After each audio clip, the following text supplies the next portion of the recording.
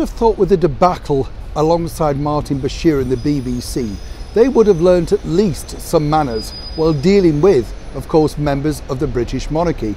But it appears at a recent interview that sadly wasn't the case. And as ever with the BBC, you get off scot-free.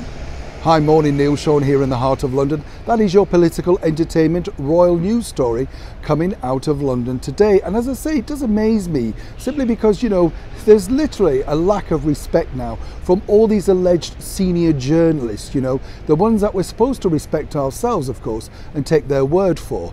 Me, I often just look at other people and make my own assumptions, as I'm sure many people do while watching this channel here. But as I also often say here on the show, we like to be truthful, fair and balanced. Now, here's what really happened when a BBC reporter sat down with His Royal Highness, the Duke of Cambridge, fondly known worldwide, of course, as Prince William. Well, basically, a political reporter called Adam Fleming was very graciously invited into Kensington Palace to discuss with Prince William, well, you know, the Earthshot Awards, all the good things that he's doing to highlight climate change and what we should do. And I've got to be honest with you here, I totally agree with a lot of the things that Prince William's saying, simply because he puts it in a fair and measured way. It's not lecturing, it's not like Greta. He's actually explaining what's truly going on. And after all, he has some of the best advice at his fingertips.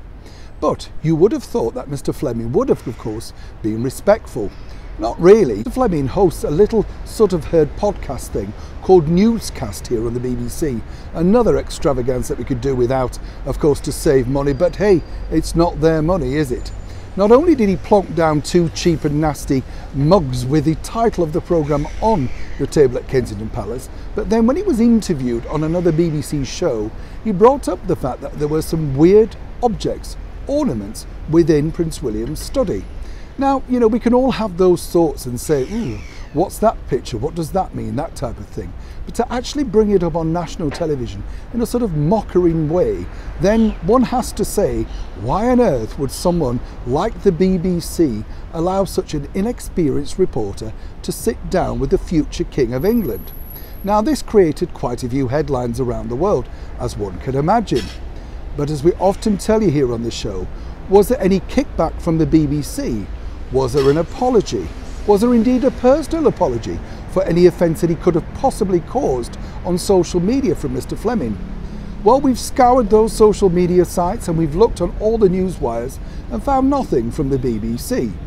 Now, what's really galling is the fact that, of course, this is our national broadcaster and they're allowed to treat senior members of the royal family in this way. I, for one, would always think that if someone invites you into their home, you are respectful, gracious and kind. And you certainly don't go out and about discussing some of their more personal effects, particularly on national television. As ever, the BBC lets us down worldwide. And as for Mr. Fleming, I'm sure that Prince William will no doubt see some of those reports and be less than kind to invite him back in such a hurry. As ever though, let me know what your thoughts are about this particular incident. The big problem was for Mr. Fleming that he felt Prince William had a really strange ornament sat underneath his table, something like a pop dog or something like that, and he didn't really understand the significance of it. What's that got to do with him? However, they all thought this was highly amusing while sitting down on the flagship BBC Breakfast News show. What I often say, and I do find this really strange in my world, I've got to be honest, is do let me know what you think to their behaviour and how are they allowed to continually mock everything that's good and great about the United Kingdom, Great Britain, Ireland and Scotland. Do you remember a while back they decided to laugh at the fact that ministers here in the UK had flags and pictures of Her Majesty the Queen in their studies? What's so strange about that? Other countries do the same thing. Why are the BBC continually embarrassed about our British heritage? And more importantly, why are the BBC allowed to be so incredibly rude to the future King of England? Do let me know what you think in the comments below. I would be very interested indeed. Neil Sean in the heart of London.